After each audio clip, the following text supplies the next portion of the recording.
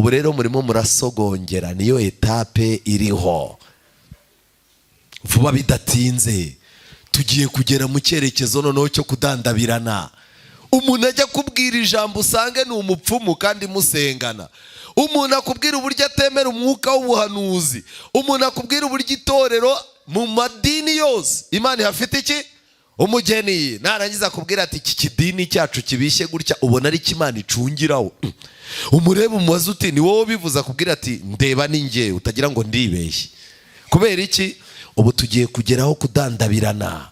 Tugiye kugeraho abagore bagiye guhinduka mu mutwe base nk'uko amategeko y'isi arimo gushaka ko basa. Tugiye kugeraho abayobozi b'amadini ndetse n'abigisha ba Bibiliya bagomba gusa nk'uko leta zo mu isi zishaka ko bagira gute basa. Aho rero kudandabirana bigomba kuba byahageze. Mbere yaho rero, nyuma yaho ngaho nibwo hazabaho kugwa kutabyuka. Buriya umusinzi iyo aguye kweguka ntago biba bikunda cyane. Nyira inganda zidafitanye isano, iyo ruba ari uruganda rwa Bibiliya, buriya uramutse wumvishe korari uzi yasinyanye isezerano na gahunda na association isohora Bibiliya, aho ngaho wakwicara ukavuga uti wenda ahaho wenda ni ibintu bifite icyerekezo.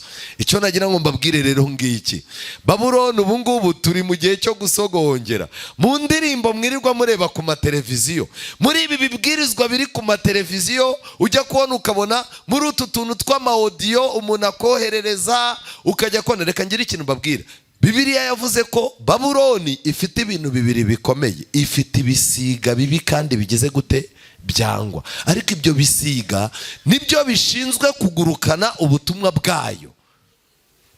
Kwiringira TV, ubutumwa bwiza kuri benshi, gukizwa kwa benshi. Matayo 24 umurongo wa 14. Haleluya. Sabato nziza. Reka nongere nifurize isabato nziza abarimo kudukurikirana batari hano, kandi by'umwihariko nifuriza isabato nziza mwe murimo gufatanya natwe kuramya Imana hano. Izina ry'Imana rihabwa icyubahiro. Nongeye kwifuriza isabato nziza abantu babyawe ubwa kabiri. Imana ibaha umugisha. Buriya Imana ifite imbaraga zidasanzwe, bakagombye no kuba barenga ariko hari abatindijwe n'impamvu zabo bashakanye. Hari abandi bagiye bagerageza guhangana n'imitego yabo yo mu buzima busanzwe, birangira byanze. Ariko icyerekezo ni kimwe, ukuri aho kuri ni hamwe, kandi ijambo ry'Imana iyo ryageze mu muntu ntirigaruka iki ubusa. Imana rero ibaha umugisha mwebwe abafashe umwanzuro. By'umwihariko twifurije ibihe byiza abantu baherekeje ababatijwe. Imana ibaha umugisha wo muri. Ndagira ngo nanone nongere nshimire abadamu n'abakobwa bo kuri iri torero mu ntambara barwana za buri munsi no mu kugira ngo bagire ibyo bakemura mu miryango yabo. Bifuje yuko ukuri nk'uku kwatangarizwa muri uru rusengero mu gihe nk'iki ngiki. Bafashijwe n'Imana rero baritanze, batanga imbaraga zabo, batanga umwanya wabo, batanga n'ubutunzi bwabo. Uyu munsi turi mu munezero dushima Imana yuko abasore bacu Imana ifite icyo yababwiye. Turashima Imana yuko abadamu bari hano Imana ifite icyo yababwiye. Turashima Imana yuko abagabo bari hano Imana ifite icyo yababwiye. Kandi ntago dutewe ubwoba n'ahazaza, kuko Imana yabibye imbuto ni nayo izavomerera imbuto zayo. Tuzi neza yuko muri ibi byumweru bibiri Imana yatangiye umurimo wayo muri twebwe. Nubwo turi abanyantege nke, dufite icyizere yuko yatangiye umurimo ari izagira gute izawusoza. Reka rero nanabahe itangazo. Nyuma ya saa sita nibwo turaba turimo gusoza. Ni ugushyiraho umupfundikizo. Rwose ndabararitse cyane. Turabararitse. Imana ibaha umugisha. Muri uyu musozo nakomeje gutekereza cyane ku bigendanye n'urugendo rwacu rw'iby'umwuka, twebwe abasorewe n'imperuka y'ibihe. Nifuje yuko tuganira amagambo akomeye afite insanganyamatsiko ivuga ngo wisogongera utadandabirana ugatinyuka ibikombe by'Uwiteka. Wigira gute? Wisogongera utadandabirana ugatinyuka ibikombe byande by'Uwiteka. Mureke dusenge. Witeka Mana nziza, tugize umugisha udasanzwe aho ugiye kuduha imbaraga zo kujyana nawe ukatubumburira ibyanditswe byera, ukabidusobanurira muri Daniyeli igice cya 5. Ibyanditswe byera byahumetswe n'Imana kandi bigira umumaro wo kwigisha umuntu wawe, ndetse bikamuhanurira gukiranuka kugira ngo abashyitse. Imbere yacu hari ibihe by'akaga, duhindura abantu bashyitse, duhindura abantu bahamye. Ubwo Satani uburyo yakoreshaga kera aribwo arimo gukoresha, turakwinginze kuko ibihe byose wagiye ugira intwari, dutoze nk'uko watoje intwari za kera dusoma mu byanditswe byera kandi zikaba zaranesheje. Twebwe uduteguremo itsinda ry'abazatabaruka banesheje. Mwami Uwiteka, ndakwiyeretse kugira ngo ubane nanjye n'abana bawe nabo ubane nabo, twese by'umwihariko ku musozo w'iki cyigisho turangamire Kristo, we ufite ijisho rireba kure, we ufite amababa yo guhungiramo, we ufite gucungura mu biganza bye, ushobora gutanga imbaraga intege nke zikegerayo. Uwo nguwo aba ari we ku musozo tuza kwitegereza twese, kuko ari we udusumba twese kandi akaba ari we dukesha ibyiringiro. Tubisabye mu izina rya Yesu, amen. Daniyeli igice cya 5. Mufate Bibiliya zanyu twigane ijambo ry'Imana. Umwami agira ibirori abona intoki zandika ku rusika. Umwami Berushazari ararika abatware be bakuru 1000 ngo baze mu birori, abatunganiriza ibyo kurya n'ibyo kunywa. Muri ibyo birori umwami nawe anywera vino imbere y'abo batware 1000. Nuko Berushazari agisogongera kuri vino, ategeka ko bamuzanira ibintu by'izahabu n'ifeza. Ibyo se Nebukadineza yari yaranyaze mu rusengero rw'i Yerusalemu, kugira ngo umwami n'abatware be n'abagore be n'inshoreke ze babinyweshe. Bamuzanira ibyo bintu by'izahabu byakuwe mu rusengero rw'inzu y'Imana yari i Yerusalemu, maze umwami n'abatware be n'abagore be n'inshoreke ze barabinywesha. Banywa vino bahimbaza ibigirwamana by'izahabu n'iby'ifeza n'iby'imiringa n'iby'ibyuma n'iby'ibiti n'iby'amabuye. Mwumve imisengere ya Babuloni. Kandi nituba turimo gusoma, mukomeze mwumvemo intambara ya Babuloni yo kwibasira i Yerusalemu n'urusengero rw'i Yerusalemu. Noneho umurongo wa 5, uwo mwanya haboneka intoki z'umuntu zandika ku rusika ruhomye rw'inzu y'umwami aherekeye igitereko kitabaza. Umwami abona ikiganza cyandika. Abibonye mu maso he hahinduka ukundi, gutekereza kwe kumuhagarika umutima. Ingingo z'amatako ye zicika intege kandi amavi yarakomangana. Umwami atera hejuru ati, nimunzanire abapfumu n'abakarudaya n'abacunnyi. Aba bantu batatu ni abantu batatu bari badasanzwe muri Babuloni yo mu gihe cya Berushazari. Kandi n'ubundi mbere gato yuko Yesu agaruka, hazaba hari abahanga, hazaba hari abacunnyi, hazaba hari abapfumu, ariko aba bose bazaba bakora mu izina ryande? Mu izina rya Yesu. Umwami arabahamagaza abo banyabwenge b'i Babuloni. Baje umwami arababwira ati, uri busome iyi nyandiko wese akansobanurira impamvu yayo, azambika umwenda w'umuhengeri n'umukufi w'izahabu mu ijosi, kandi azaba umutware wa 3 mu bwami. Nuko abanyabwenge b'umwami bose barinjira, ariko bananirwa gusoma iyo nyandiko cyangwa kumenyesha umwami uko isobanurwa. wakwibaza ngo kuki inyandiko yabananiye? Ni ukubera ko inyandiko yari iri mu rurimi runyuranye n'urwo bamenyereye, kandi wa wundi wigeze kwandika hasi buri muntu wese agasoma ibidasanzwe ari we Yesu Kristo, niwe wari wiyiziye yandika n'ikiganza cye kuri uru rukuta. Uwagombaga kumenya ibi bintu rero ni umuntu umenyeranye na Yesu. Nshuti zanjye, ikintu cyabaye nta kindi, umwami Belushazari ahera ko ahagarika umutima cyane, mu maso ye hahinduka ukundi, n'abatware be ubwabo barashoberwa. Nyuma umwamikazi yumvise amagambo y'umwami n'abatware be, yinjira mu nzu y'ibirori bariragamo, aravuga ati, nyagasani nyaguhoraho, ibyo utekereza byo kuguhagarika umutima ngo mu maso hawe hahinduka ukundi, kuko mu gihugu cyawe harimo umugabo, amen, harimo umugabo uri mu umwuka w'Imana zera, ndetse ku ngoma ya so yabonekwagamo n'umucyo no kwitegereza n'ubwenge buhwanye n'ubwenge bw'Imana. Kandi so umwami Nebukadinezari yamugize umutware w'abakonikoni n'abapfumu n'abakarudaya n'abacunnyi, amen. Yari umuntu udasanzwe utagomba kugereranywa n'aba bantu.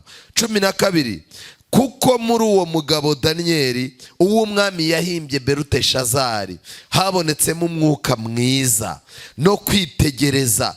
Yashoboraga no gusobanura inzozi no guhishura ibihishwe no guhangura ibyananiranye. Nuko rero nibahamagare Daniyeli aze asobanura impamvu y'iki, impamvu yabyo. Hari igihe bijya biba ngombwa kuza gusobanura impamvu y'icyabaye, cyangwa ukaza gusobanura impamvu z'ibyiringiro byawe. Iri jambo ry'Imana riratangaje, twerekeye mu buhanuzi. Ntangazwa nuko Daniyeli igice cya 5 yerekana guhanguka k'ubwami bwa Babuloni, ariko nkanatangazwa nuko ibivugwamo hano hari ibifitanye isano n'ibyahishuwe 17, ibyahishuwe 18, aho bavuga Babuloni na systeme yayo, ariko barangiza bakanavuga nanone kugwa kwa Babuloni. Biratangaje yuko uko Babuloni ya mbere yaguye bifitanye isano no kugwa kwa Babuloni ya kangahe? Babuloni ya kabiri. Bantu b'Imana, nagira ngo mwitoze kumva ubuhanuzi, mwitoze kubwiga, kandi mwitoze kuzamura ibitekerezo byanyu kugira ngo ibi bintu mubashe kubishyikira. Nagerageje kureba mu gitabo cy'abahanuzi n'abami icyigisho cya 43. Icyo cyigisho nimutaha muze kugisoma, kirimo amagambo akomeye cyane, ariko nagira ngo mbabwire ngo uyu mwami ibi bintu yakoze byo gutegura ibirori, ese yabikoze koko amerewe neza? Reka da. Mu gihe igihugu cyari kimeze nabi, urupfu rwa Nebukadinezari yari amaze gupfa, kandi icyuho cye cyagaragaraga mu buyobozi bwose. Ndagira mbabwire inshuti zanjye, imiyoborere mibi niyo yarangaga iki gihugu cya Babuloni, kandi iki gihugu cyari kirimo kugenda gisenyuka buhoro buhoro. Uyu mwami rero atitaye ku kaga yari afite. Cya mbere yayoboraga ari umusore, yarirataga cyane, yashyiraga umutima we hejuru kugira ngo arwanye Imana, kandi yari amenyereye ko ubushake bwe budashobora kugira gute gusubizwa inyuma. Uyu mwami w'umusore yakundaga inzoga, cyari cyo kintu cyamunezezaga, kandi abantu batishimira inzoga nawe ntiyabishimiraga. Ibi rero byamuteye kunywa inzoga, izo nzoga ni nazo zamuteye gutinyuka ibyo Nebukadineza yari yaragize gute, yari yaratinye. Babuloni muri iyo minsi, kuri uriya munsi yari yateguye biriya birori. Iryo joro Babuloni yari iraranye abanzi ku marembo, Kuro ndetse na mwishywa we witwaga Dariyo.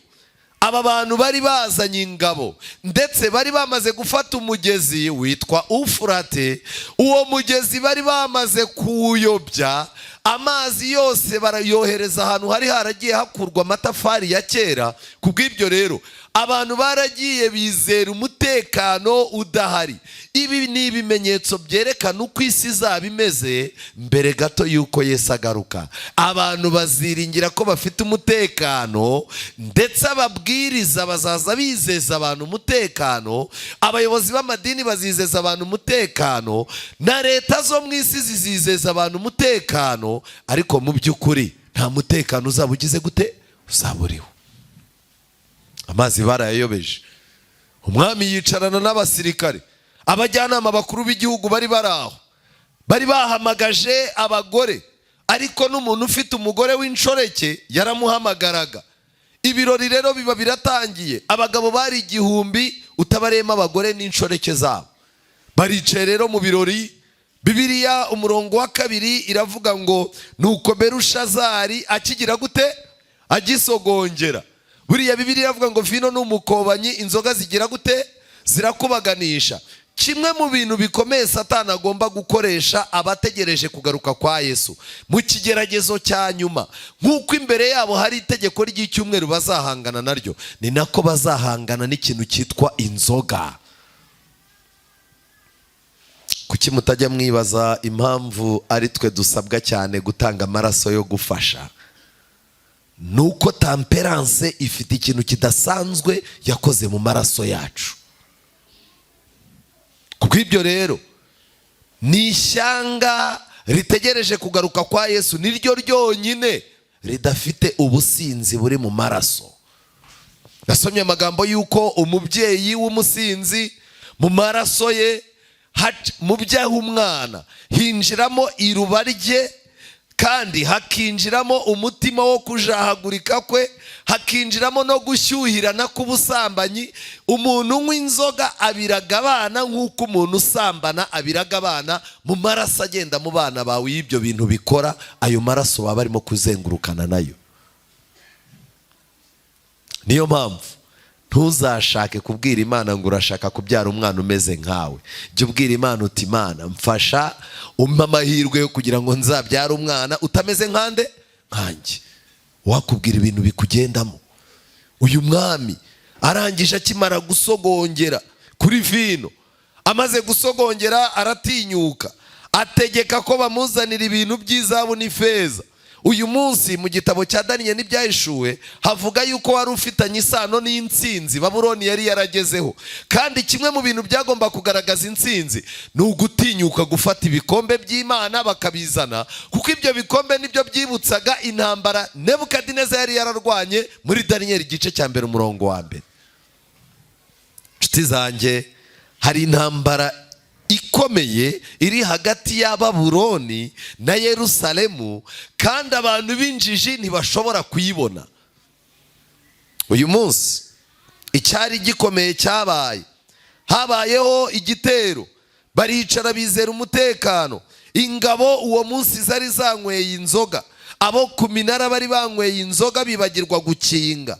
Nguko uko Kuro na Dariyo binjiye i Babuloni bagenda n'amaguru, barangije bazenguruka iyo nzu. Nshuti zanjye, muri icyo cyumba hari harimo abagore b'uburanga. Ijambo ry'Imana riravuga ngo bari bari kumwe n'ibirangaza byabo. Aba bagore bari bafite amasura meza, hakubitiragaho ibintu babaga bishyizeho kugira ngo bakurure amaso y'abantu, kandi ibyo bintu byatumye icyo cyumba nta muntu utekereza neza. Hagomba kuboneka amadini menshi afite ibintu birangaza abantu, kugira ngo abantu bicare mu cyumba buri buke amateka yabarangira, ariko bizeye iki? Umutekano. Muri icyo cyumba inzoga nizo zatangwaga cyane. Icyumba cyari cyicayemo abagabo b'abahanga n'ibikomangoma n'abatware, ariko bahuriye ku cyita rusange cyo kwicwa n'inzoga mu mutwe batabasha gutekereza. Ndashaka kubereka yuko dukeneye uyu munsi kuza kumenya ngo ese iyi vino yasogongeye yarangiza agatinyuka ibikombe by'Imana, iyi vino uyu munsi ishushanya iki? Ese mu buhanuzi koko abamwe bagomba kunywa? Ese abasinzi tugiye kubabona? Ndagira ngo mbibutse iki kintu gikomeye uyu munsi: kunywera vino mu bikombe by'Uwiteka. Icya mbere, iyi vino yarabacanganyukishije batinyuka iby'Imana. Ndagira mbabwire ngo ni nako bimeze. Nimureba neza mu gitabo cy'ibyahishuwe, ibyahishuwe igice cya 17, ibyahishuwe igice cya 17 umurongo wa 2 guturuka ku murongo wa 1, haza umwe wo muri ba marayika 7 bari bafite za nzabya ndwi, arambwira ati ngwino nkwereke iteka maraya ukomeye azacirwaho, yicara ku mazi menshi, niwe abami bo mu isi basambanaga nawe, abari mu isi bagasinda inzoga arizo busambanyi bwe.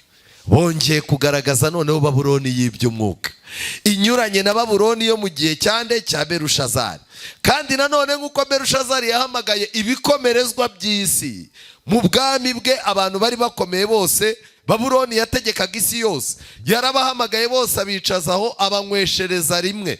Kiriya cyumba cyari kirimo abantu batandukanye. Ni nako ku musozo w'amateka y'isi Babuloni izicaza abami b'isi yose, abanyabwenge n'abahanga, nibarangiza ibasogongeze, nirangiza ibahe bacurure. Bizarangira isi yose irimo kudandabirana. Ese isi izadandabirana? Yego rwose. Yesaya 24. Yesaya 24.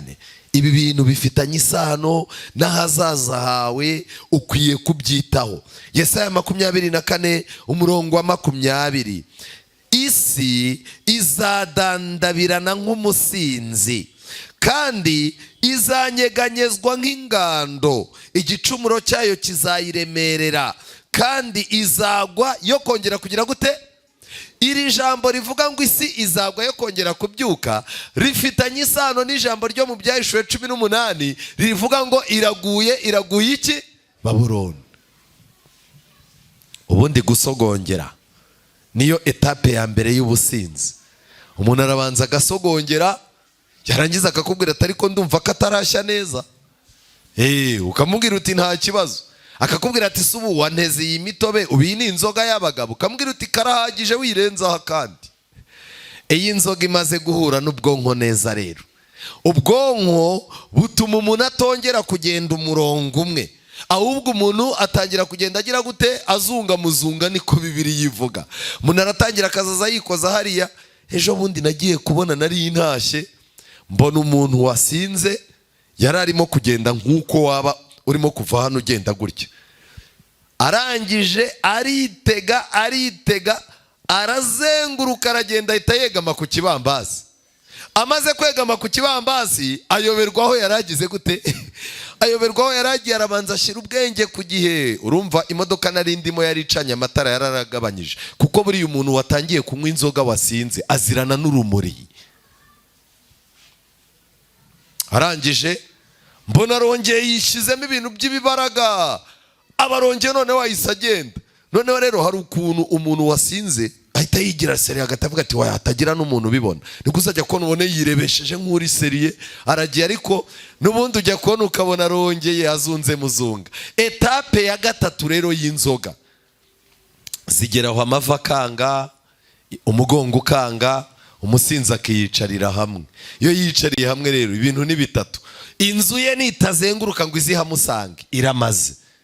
Umugore we nataza ngo amufate, biramaze. Hari n'igihe yegama ku mukingo wo mu muhanda, ntigeze gucana unsanga umuntu yuzuye ivumbi, icupa rye ritagezeho ivumbi kandi yasinze.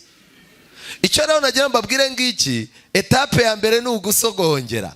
Imisengero ipfuye, systeme ya Babuloni. Ubu mu ndirimbo z'isi mwarabibonye yuko abaririmbyi b'isi barimo baragenda babafata, bakabasinyisha amasezerano y'ibyo bagomba kuzaza baririmba. Ukajya kubona ukabona ngo kanaka ngo azaririmba indirimbo zigendanye n'iki. Kandi si ibyo gusa, ubu n'abitwa ko ari abaririmbyi b'Imana batangiye gusinyira inganda zidafitanye isano. Iyo ruba ari uruganda rwa Bibiliya, buriya uramutse wumvishe korari uzi yasinyanye isezerano na gahunda na association isohora Bibiliya, aho ngaho wakwicara ukavuga uti wenda ni ibintu bifite icyerekezo. Icyo nagira ngo mbabwire rero ngiki, Babuloni ubu ngubu turi mu gihe cyo gusogongera. Mu ndirimbo mwirirwa mureba ku mateleviziyo, muri ibi bibwirizwa biri ku mateleviziyo, ujya kubona ukabona muri utu tuntu tw'amaudio umuntu akoherereza, ukajya kubona. Reka ngire ikintu mbabwira. Bibiliya yavuze ko Babuloni ifite ibintu bibiri bikomeye. Ifite ibisiga bibi kandi bigeze gute? Byangwa. Ariko ibyo bisiga nibyo bishinzwe kugurukana ubutumwa bwayo. Umuntu akakubwira ati njye nagiye ikuzimu, mvayo. ubu umugabo wanjye ntajya abimenya yuko najyaga ikuzimu nkavayo, bikarangira umudivanisi asigaye yizera ko ikuzimu habaho, baca mu irimbi rya hehe rya Kimironko bagiye hehe ikuzimu. Ariko ukibaza utwo tuntu yadukuye he? Ni mu tuntu twagurukanywe n'ibisiga bya Babuloni. Ubu rero turimo turagenda dusogongera. Umuntu akaguhamagara ati uramutse uje mu bukwe bwo ku isabato ukicara ukabureba byagutwara iki? Umuntu akaguhamagara akakubwira ati rero wowe gabanya ibintu by'ubuhirika, gerageza uze utwegere, nta kibazo. Harya nubwo wenda tudasengana, tubwira indirimbo yanyu tuyiririmbe dukurikizeho iyacu. Erega buriya nubona tugiye gusenga igishushanyo ntugire ngo nicyo dusenga, kiriya gihagarariye Imana, ikise twebwe twagisenga. Nawe nukibona ujye umenya ko turimo gusenga Imana kigize gute gihagarariye. Umudivanista uziko natwe ariko tubyizera, natwe ntabwo twemera ko amashusho abaho. Erega natwe twaje kubimenya. Ubu rero murimo murasogongera, niyo etape iriho. Vuba bidatinze tugiye kugera mu cyerekezo noneho cyo kudandabirana. Umuntu ajya kubwira ijambo usange ni umupfumu kandi musengana. Umuntu akubwira uburyo atemera umwuka w'ubuhanuzi. Umuntu akubwira uburyo itorero mu madini yose Imana ihafite iki? Umugeni. Narangiza kubwira ati iki kidini cyacu kibishye gutya, ubona ari Imana icungiraho. Umureba umubaza uti ni wowe bivuza kubwira ati ndeba ni njye, utagira ngo ndibeshye. Kubera iki? Ubu tugiye kugeraho kudandabirana. Tugiye kugeraho abagore bagiye guhinduka mu mutwe base nk'uko amategeko y'isi arimo gushaka ko basa. Tugiye kugeraho abayobozi b'amadini ndetse n'abigisha ba Bibiliya bagomba gusa nk'uko leta zo mu isi zishaka ko bagira gute basa. Aho rero kudandabirana bigomba kuba byahageze. Mbere yaho rero, nyuma yaho ngaho nibwo hazabaho kugwa kutabyuka. Buriya umusinzi iyo aguye kweguka ntago biba bikunda cyane. Nshuti zanjye, imisengere, Babuloni yinjiye mu misengere ifata ibikombe by'Imana. Hari urusaku, hari urusaku rwo kuvuyarara, kandi kubera ko ibyo birori byari bibi cyane, abantu ntago bigeze bibuka ibihe barimo ibyari byo. Reka nyikintu mbabwira, ibi birori byibagije abantu intambara barimo kurwana n'abanzi babo aho bageze. Niko bimeze. Uko tugenda twongera umubare w'ibirori, ahantu duteraniye harangwa ibintu bibiri: kurya no kunywa gusa. Igihe kizagera twe kumenya yuko umwanzi Satani arimo kwica abantu urusorongo, hari igihe tutazamenya naho ibihe bigeze. Kurya no kunywa gusa. Bibiliya buriya hari ubukwe ujyamo, hari n'urugo ujyamo ugasanga barasohoza ubuhanuzi bwo muri Matayo 24. Bararyaga kandi bagiraga gute? Akaba ari ryo somo uhabona. Ariko bantu b'Imana, ikindi kintu cyabaye gikomeye hariya hantu, bagiye kubona babona basuwe n'umushyitsi udasanzwe, umushyitsi utateganyijwe. Mbere y'uko Imana ifata umwanzuro, irabanza ikisurira ahantu kuri tere. Igihe Sodomu na Gomora byajyaga kurimbuka, Imana yaricaye ihamagara Aburahamu, iramubwira iti Aburahamu, ntabwo nagira icyo nguhisha, ko Sodomu na Gomora ngiye kuharimbura, bigende gute? Aburahamu ati Mana, Sodomu na Gomora haramutse habonetse abantu 50 waharimbura? Arangije ati hoya ntago nabikora. Arongera aramanuka 40, ngo ariko ngo Loti, Aburahamu yibutse uburangare bwa Loti, yibutse kudahuza kwa Loti n'umugore we, yibutse ikinyabupfura gike cy'abana ba Loti. Abwira Imana ati haramutse habonetse 10, yabaraga yuko urwo rugo rutabonye umwanya w'ivugabutumwa. Reka ngira ikintu mbabwira, guhuzagurika kuboneka mu miryango yacu no mu burere, guhuzagurika kuri hagati y'abana batumvira ababyeyi babo, bifite impamvu ikomeye yo gukereza sosiyete, kandi ubwami bw'Imana bukazadutungura. Icyabaye ni iki rero? Imana yaramanutse, kuko n'ubundi Imana yibwiriye Aburahamu, iramubwira ngo ndaza kumanuka ndebe yuko ibyo bahavuga bisa n'ibyo bakora. Nshuti zanjye, muri uyu mwanya nagira ngo mbabwire ngo Imana yohereje abamarayika bayo, barimo baradusura mu ngo zacu. Buri muntu wese umwanzuro we urimo uragenda urebwaho, ahazaza ha buri muntu harimo haragenwa. Ariko turarangaye, twibereye mu minsi mikuru, twibereye mu birori. Rwose reka ngire ikintu mbabwira, kimwe muri gahunda ya Babuloni ni ukwibagiza abantu ko kurimbuka kwegereje. ubu dufite imisengero itandukanye y'amadini badashobora kubwira abantu ko urubanza rurimo, badashobora kubwira abantu ko Yesu agiye kugaruka, badashobora kubwira abantu ko uhisha ibicumuro bye azagubwa nabi. Bafasha abantu babashyira mu kinya ku buryo nukuza bakongera bakagenda nk'uko urugi rwizunguriza ku mapata. Mfite ubwoba yuko nimutitonda namwe ariko muzamera. Kangukira ubuzima bwawe, ukwiye gutekereza cyane, ugomba kuba ufite amaso mazima ku buryo ureba aho ibihe birimo kwerekera. Nshuti zanjye, muri iki gitabo cya Daniyeli hagaragaza uyu mushyitsi udasanzwe. Yaraje yandika ku rusika yanditseho amagambo y'umwanzuro w'abari muri icyo cyumba. Ndagira ngo mbibutse yuko turi mu gihe cy'urubanza. Aba bantu bari barimo kurya, bari barimo kunywa, bari barimo kuvuyarara, ariko buri wese ntabwo yari azi ko umwanzuro we ufatiwe kuri icyo kibambasi kiri imbere ye. Nshaka kubabwira ngo rero hari igihe umwanzuro wawe ufatirwa ku kibwirizwa cya nyuma urimo kumva. Hari igihe umwanzuro wa nyuma wawe w'ubuzima bwawe ufatwa, Imana yakoherereje umuntu ngo akugire inama, ndetse Imana ikanamutegeka ngo akuririre amarira ya nyuma. Umuntu akaza akakugira inama ukanga, akakubwira ati Imana ifashe urugo rwawe ruri mu kaga, abadayimoni bagiye kurusenya. Ukamubwira uti wowe nk'umugabo gerageza uce bugufi. Umugabo yarangiza ati batazansuzugura we. Wajya ko nukabona umuntu ararize, harakubwiye ati ndababaye, ukamubwira uti rira nushaka urire amaraso birakureba.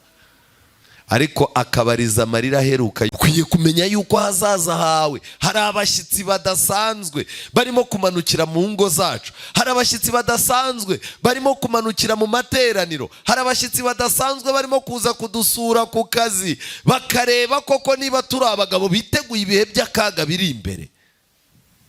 Ikindi kintu cyantangaje, uwo mudamu wari uri muri iki gitekerezo, Bibiliya itubwira neza, umudamu wicaye abona ikibazo kiraho gikomeye n'ukwibagirwa amateka. Arangije yibutsa Berushazari uko Nebukadineza yishyiraga hejuru, n'uburyo Imana yamucishije bugufi, n'uburyo Nebukadineza yasoje ubuzima yiringiye Imana ariyo byiringiro bye. Arangije aramubwira ati rero ikosa rikomeye wakoze ni iryo, ni ukwicara ugatumira abantu mu bintu bitarimo umuntu w'Imana. Nta muntu w'Imana n'umwe wari urimo hariya.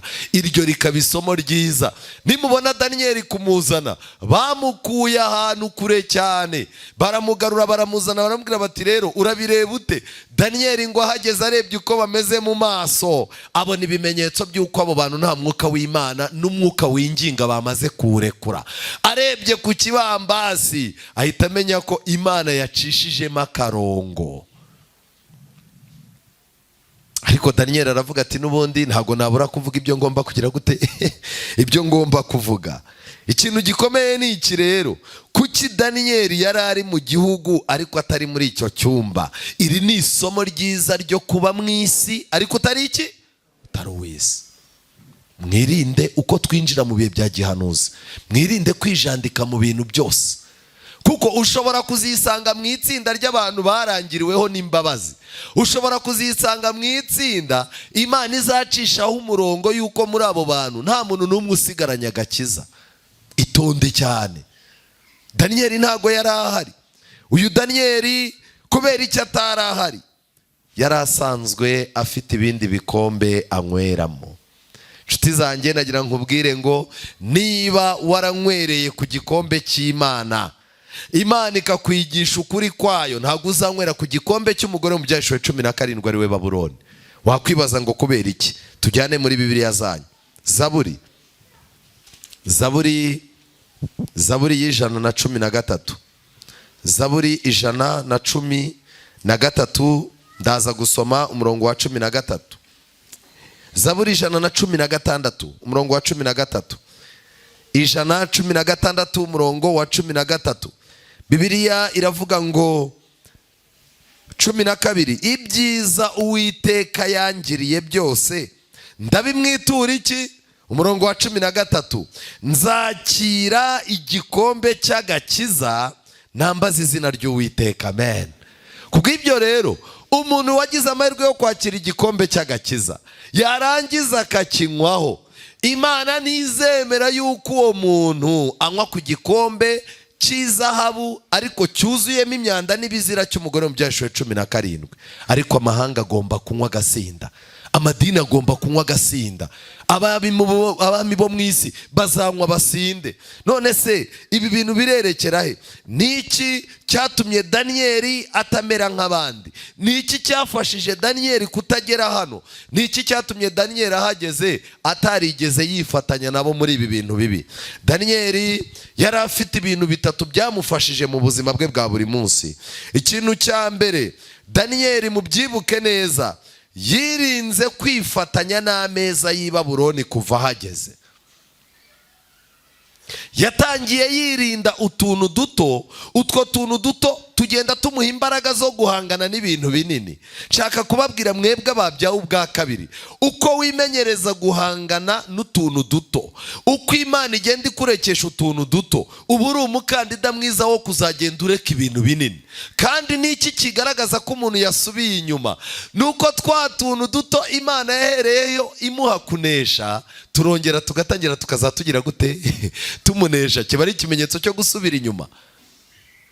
Daniyeli yari afite ikintu gikomeye. Icya mbere, yirinze ameza y'i Babuloni, bimufasha kwirinda vino y'i Babuloni.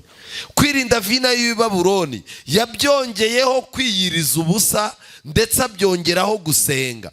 Ibi bintu bitatu byatumye Daniyeli yarabayeho ubuzima bwose kugeza ubwo ubwami bwavuyeho haza ubundi. Nshaka kuvuga ngo umuntu uzagira amahirwe yo kwirinda vino ya Babuloni, akagira amahirwe yo gusenga, yarangiza akamenyera kwiyiriza ubusa, agashakisha Imana n'umutima we wose, kandi amategeko y'Imana akandikwa ku mutima we, uyu nguyu ubwami bw'isi nibuvaho azinjira mu bwami bw'Imana. Ihame ry'ijambo ry'Imana riratangaje. Uyu mudamu wari uhamagaye Daniyeli mu bantu bari baraho, uyu mudamu yabwiye umwami, aramubwira ngo njyewe naramugenzuye uwo mugabo guturuka ku ngoma ya so. Uyu mugabo afite ibimenyetso byamutandukanyaga n'abandi. Icya mbere, uyu mugabo yari afite umwuka w'Imana. Amen.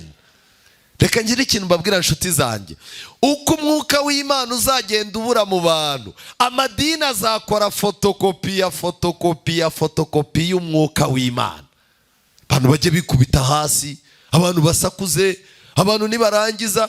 Ejo bundi nabonye umugabo umwe wo muri Nigeria yahamagaye abantu arababwira ati uyu munsi Imana irashaka gutanga umwuka wera, ariko Imana yambwiye ngo bazarishiriza mu mayira.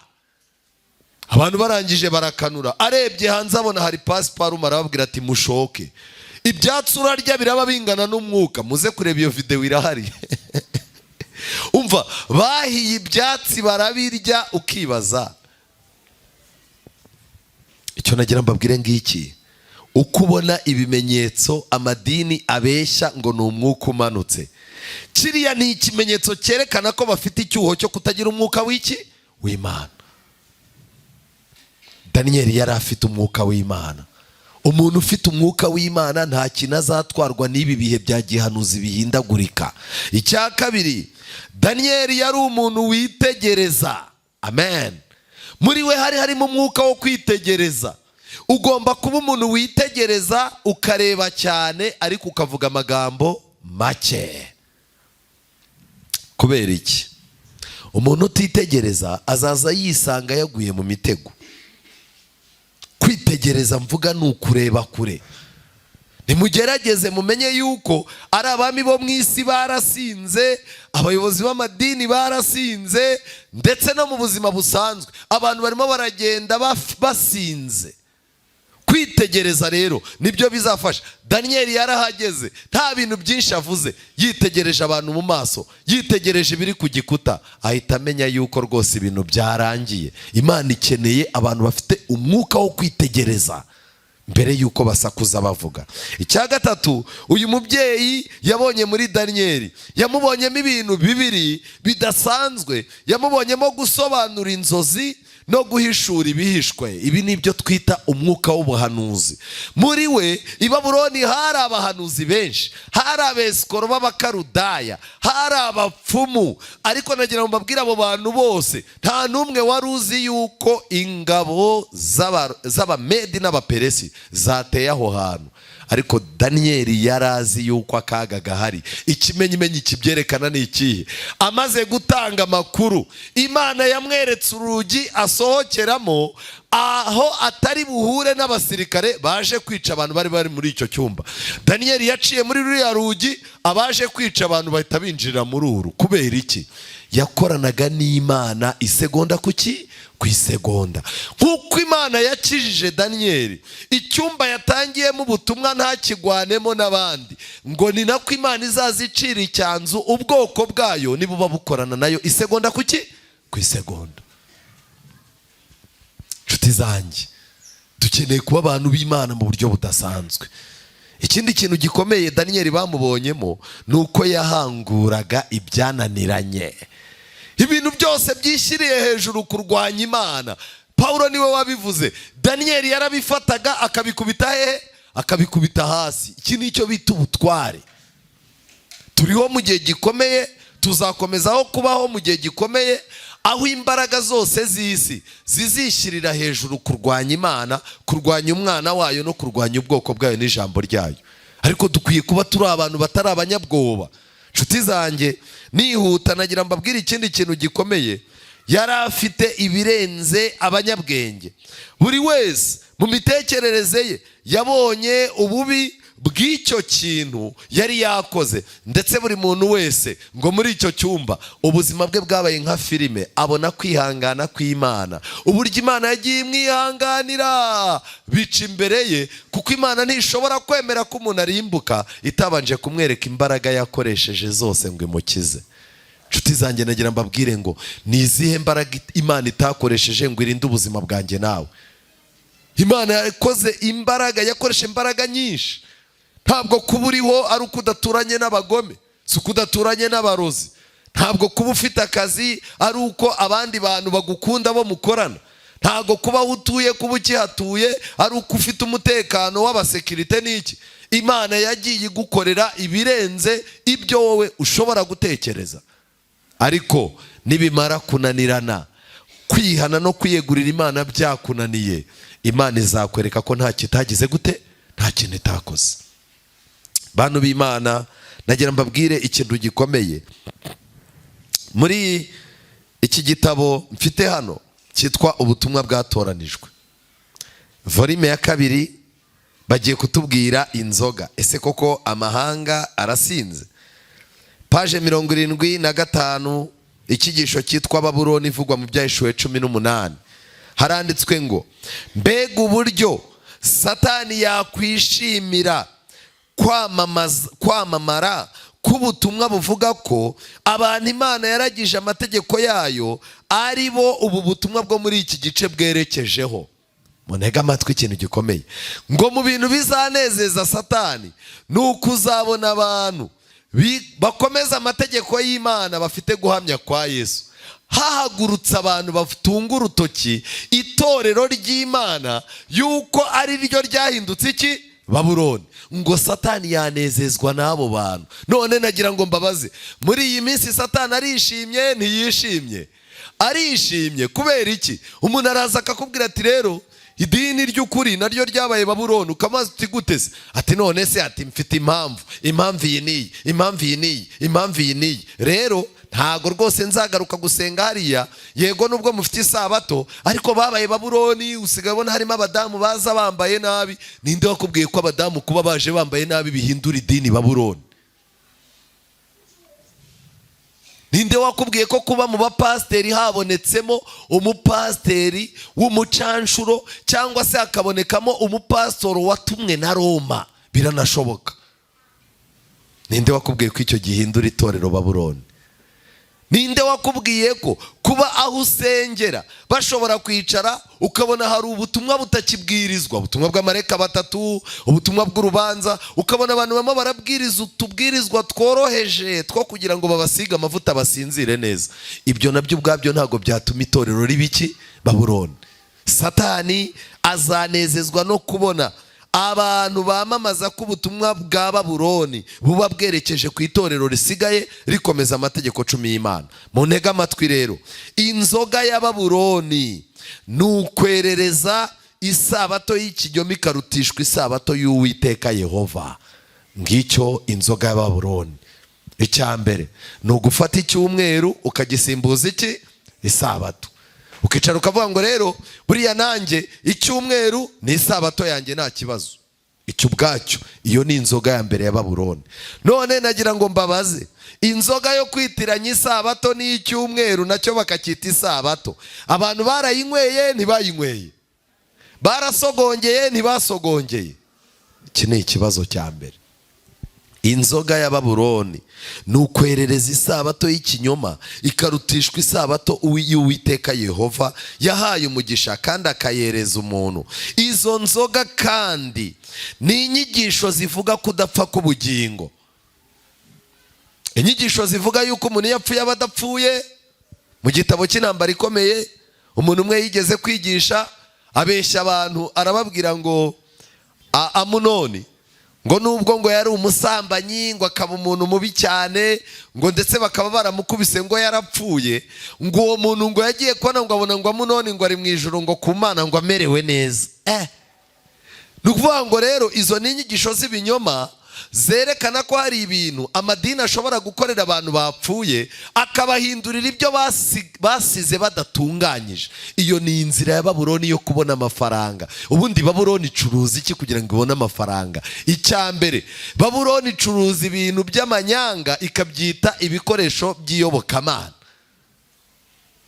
Umuntu umwe yagiye hano muri za Nyagatare, ahaguruka i Kigali aguze amavuta ya Elayo. Litiro ya Elayo ya pirate igura amafaranga ndumva ari mu bihumbi nka 12. Arayikubita arangije afata mushwari ye na Bibiliya ye, amanuka yambaye costume nziza kubita Nyagatare. Arangije arababwira ati Imana irambwiye ngo amavuta yo kwishima yayampaye nayabazaniye. Abagabo bamaze iminsi bashwana n'abagore bati turayakeneye. Arangije ati kandi aya mavuta arirukana inyatsi, umuntu yisize azagira igikundiro n'ikibengukiro. Abakobwa bagiyemo ntibagiyemo. Arangije rero ukazaza uzana akagusukira uhereza sekreteri we n'umubitsa amafaranga. Arabanza gutanga amavuta ibihumbi 100 bavamo, ajya ku bihumbi 50 bavamo, ajya kuri 20, agera kuri 5. Arangije abonye neza amafaranga atakiza, ahita babwira ngo Imana irambwiye ngo namwe abakene nimuze 2 nta kibazo. Noneho umuntu wari watanze ibihumbi 100 aricara atariko iyo ntegereza nkaza mu babingahe. Uzi kubeshya abantu ngo na amavuta y'Imana wayaguze mu isoko. Uzi kugenda ukavoma amazi warangiza ukayita y'umugisha, bakazaza bayazanira umumama. Muri no minsi mba mbona iwanjye bitameze neza, mama rero aya mazi muzayakoropeshe mu nzu hose no mu cyumba muraramo, kubera yuko aya mazi nayakuye mu butayu ahantu hari mu bucurama. Imana irambwira ngo hangana nabwo hakura amazi y'umugisha. Abamama b'abakire rero buriya baba bafite impuhwe zegeranye no kurekura amafaranga, barayarekura rwose. Ubu ikintu cyitwa amazi y'umugisha, ikintu cyitwa amavuta y'umugisha, ni ubucuruzi Babuloni irimo guteramo imbere cyane. Kandi ayo mazi bayavoma mu ntuza bakakubita mu kajerekani, ubundi ugatahana Imana mu kabido rwose. Babuloni abantu barasinze. Umuntu akakubwira ngo kanda akanyenyeri ngo usengere, n'amasengesho nayo arimo aratezwa. Ariko mu bintu byanteye ubwoba, n'ubu mbasaba gukoramo ubushakashatsi, mu Byahishuwe 18 bagaragaza ikindi kintu Babuloni icuruza. Hano mu Byahishuwe 18 bagaragaje yuko Babuloni ari ikontorora abatunzi bo mu isi. Barangije bavuga ibintu icuruza, marimari, ibirungo, umudarasini, ibinzari, bavuga icyome, bavuga inzoga, bavugamo amavuta ya elayo, ayo ngayo yo Babuloni irayagurisha n'ibiki byose. Umurongo wa 13 baravuze ngo mu byo Babuloni igurisha n'ubugingo bwabo. Biciye muri Babuloni n'abami b'isi, kandi ubugingo bwabo nabwo buzagurishwa. Umuntu ajya yizezwa yuko yamaze kugera mu ijuru, yizezwe yuko amaturo yatanze, yizezwa ibintu byinshi, kandi ubugingo bwe buri mu kaga atazabona n'ubwami bw'Imana. Kubera iki? Muri Babuloni ubugingo bw'abizera bw'abayoboke buziritse kuri pastor na bishop na padiri. Umuntu aricara akakubwira ati ibibazo byanjye byarakemutse, nabyeguriye uwo muntu, ubu nta kibazo kindi mfite, nzaza ndyama nsinzire. Cyo nagira ngo mbabwire ngiki: kangukira ubuzima bwawe, kangukira umubiri wawe, itoze gufatira umwanzuro umubiri wawe, itoze kugira amahitamo agenderera ibigendanye n'umubiri wawe. Kubera iki? Inzoga ya Babuloni ishobora gutuma imibiri y'abantu n'ubugingo bwabo bigurwa. Muri iki gitabo barakomeje baravuga ngo ubu buyobe kandi bukomeye ndetse no kwanga ukuri bituma itorero riba Babuloni. Abami, abacuruzi, abatware n'abigisha mu by'iyobokamana bose bayoberejwe hamwe, bose banyweye ku nzoga ya Babuloni. Kubw'ibyo rero kwerereza dimanche, kwerereza uwashyizeho dimanche ari bwo bupapa, inyigisho zicurika uko abapfuye bamera, zikizeza abantu ko umuntu upfuye aba adapfuye, ndetse no kwanga ukuri. Ibi bintu ni ibintu bine bigize inzoga ya Babuloni. Kandi ikindi kintu gikomeye tubonye yuko mu bamaze kunywa bagasinda cyane harimo abami, aba ni abantu bayoboye ibigendanye n'imitegekere, harimo abacuruzi, harimo abatware, ariko hakabamo n'abigisha mu by'iki, mu by'iyobokamana. Aba nibo bagiye kudandabirana kurusha abandi, kandi bazagwa bokongera kubyuka. None se Imana yo mu ijuru ishobora kudukiza iradufasha gute? Mu mwaka w'1825, mwaka w'1825, umupapa witwa Papa Leo wa 22, aya ni amagambo muzasoma mu gitabo cy'intambara ikomeye, paje 527, intambara ikomeye. Ndetse aya magambo aboneka mu gitabo cyitwa The Two Babylons, Babuloni 2, paje ya 6. Banditse yuko muri uwo mwaka w'1825 uyu mupapa witwa Leo wa 22, kubera ko hari yubire idasanzwe, yakoresheje umudari. Uyu mudari wari uriho ishusho ye ku ruhande rumwe, umudari wari uriho ishusho ye, ku rundi ruhande ahashyira ishusho y'itorero ry'i Roma. Yari ishushanyije iryo torero ry'i Roma n'umugore ufite umusaraba mu kiganza cy'ibumoso, naho mu kiganza cy'iburyo uwo mugore yari afashe igikombe.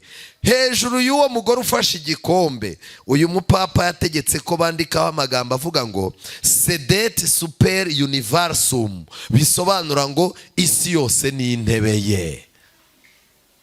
Yaribeshye? Ntago yibeshye. Ibyo yakoze murumva ubusobanuro bwabyo. Yagaragazaga yuko ukuboko kw'ibumoso, aho kugira ngo Babuloni umusaraba ujye iburyo mu kiganza, umusaraba washyizwe ibumoso. Bivuze ngo ibigendanye n'agakiza byo ntago tubiha agaciro cyane, ahubwo barangije bafata igikombe amahanga yose agomba kunywaho, kandi icyo gikombe kikaba kirimo inyigisho z'ibinyoma. Vuba bidatinze rero leta zigiye kongorerwa na Roma kuzaza zikora ibintu. Leta kandi zizaza zikora ibintu zitabitekereje kubera gusinda inzoga y'i Vatikani. Ariko ibi bintu bizarangira gute? Bizarangira leta zivumbuye ko bazishutse, ariko ijambo ry'Imana rirambwira ngo muri icyo gihe Imana izaba ifite abanyapolitike bayikunda kandi bazayubahisha.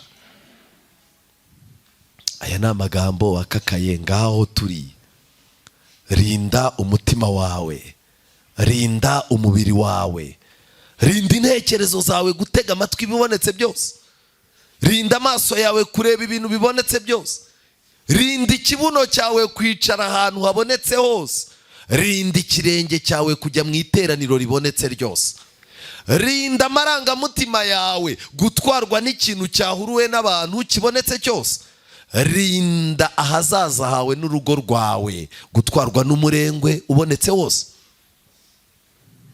Saba Imana igufashe kugira ngo ubashe kunesha. Bitari ibyo, turi mu cyumba cyo gufatirwamo imyanzuro. Wajagarara utajagarara, muri ino minsi ubu buzima turimo, iki cyumba turimo, abantu benshi barimo baragenda bashyirwa ku munzani w'Imana. Imana ikavuga ngo uyu muntu yavukiye mu itorero, yabyawe n'ababyeyi basenga, yakuze akambakamba mu rusengero, yaririmbye muri korari, yakorewe ibi niba, abantu bamugiriye inama baramusengeye. Ubundi uyu muntu arapima ibiro bingahe? Ese arashyitse mu bipimo by'Imana? Hari igihe Imana ifata umubwiriza ukomeye w'igitangaza, nk'uko abantu bahoze babivuga ngo umubwiriza ngo ni umusitari, ngo yaramenyekanye. Ijuru ryamushyira ku munzani rigasanga afite ibiro bingana n'iby'ibaba. Ntiyigeze yemerera Imana ngo imuhe gushikama, agire uburemere bukenewe nk'umuntu wariye iby'Imana. Nshuti zanjye, uyu munsi nshimishijwe cyane no kubabwira yuko Imana yacu iticaye. Imana yacu ntabwo yicaye, ifite ikirimo gukora. Ariko nanone abazi ubwenge barimo baratera intambwe nk'izo Daniyeli yateye, kugira ngo isi nubwo yahinduka, abo bo guteshwa umutwe nuko isi yahindutse. Uyu mwanya rero, fata umwanya witoze gusenga, fata umwanya witoze kwiyiriza ubusa, fata umwanya wirinde, wumve wanze Babuloni n'ibibi byayo byose, wirinde gusogongera akantu nubwo kaba gato. Ahubwo Imana yagushyize ikiganza mu kiganza igikombe cy'agakiza. Mu gitondo jya ukirenguza, nimugoroba icyo gikombe ukinyweho. Byanga byakunda, Imana ntizagukundira kunywa ku gikombe kiri mu biganza by'umugore mu Byahishuriwe 17. Ariko nagiye mbabwira, ibintu byo gutunganira Imana mu bihe bizaza ukabigira imishinga, bivemo. Shaka uko ukiza ubuzima bwawe. Kubera iki? Ndagira mbabwire ngo isi yaragoswe, kandi isi igiye kudandabirana nk'umusinzi. Muri uyu mwanya Imana igira ikikorera itorero ryayo kidasanzwe, kandi ndasaba Imana nk'uko nahoze mbisoma ngo Imana iturinde, itugire abantu bazima. Murabyibuka yuko twebwe abemeye Yesu Kristo nk'umwami n'umukiza wabo, twebwe abari muri iri torero ry'ukuri, Bibiliya iravuga ngo abamwemeye bose yabahaye ubushobozi bwo kuba abana b'Imana. Kandi nanone Bibiliya ikagaragaza yuko turi abami n'abaki. Abami n'abaki nimuvuge, turi abami n'abatambyi. Kubw'ibyo rero nitwe tugiye gushakishwa kurusha abandi. None se Imana iraturinda gute? Satani yatangiye kwangiza abantu. Yesaya 28:7. Ariko n'Abayuda nabo baradandabiranywa na vino, igisindisha kirabayobeje. Umutambyi n'umuhanuzi baradandabiranywa n'ibisindisha. Vino ibamazeho, bayobejwe n'igishindisha. Iyo bagiye no guhanura bagira gute? Baradandabirana. Nkuko nta muntu unywa inzoga ushobora kugira umwanzuro mwiza wo gukorera Imana no kuyiyoboka ngo bikunde, ni nako nta muntu ufite vino ya Babuloni mu mutwe ushobora kuba umutambyi ngo atambire Imana by'ukuri, cyangwa se ngo narangiza ahanure by'ukuri. Kubw'ibyo rero, mw'abantu mwe mwabatijwe, shaka uburyo wimenyereza iby'Imana, muhunge inyigisho z'ibinyoma. Mwirinde umuntu wababwira yuko Babuloni ari itorero ry'ukuri. Oya rwose, muhangane n'icyo kintu. Ariko namwe nimurangiza musabe Imana ibatereke mu rugamba neza. Buriya hari ukuntu mu rugamba umuntu ahagarara akajya inyuma, akazaza ategereza uko intambara irimo kugenda, agategereza intsinzi. Oya, Imana irimo irashaka abantu bajya imbere ku rugamba rw'imbere. Ku bw'ibyo rero, nimuramuka mwiyeguriye Imana, mukayegurira ubuzima bwanyu, muzabukiza. Ku bw'ibyo rero, ndasaba Imana ngo nigushyira ku munzani, ikurikije ibyo wize n'ibyo wizera, ikurikije imyanzuro myiza wafashe n'uburyo wifuza kuyikiranukira, Imana dushyire ku munzani wayo, ku bwa Yesu Kristo isange dushyitse. Nibyo mbasabira, nanjye nisabira mu izina rya Yesu. Kwiringira TV, ubutumwa bwiza kuri benshi, gukizwa kwa benshi. Matayo 24:14.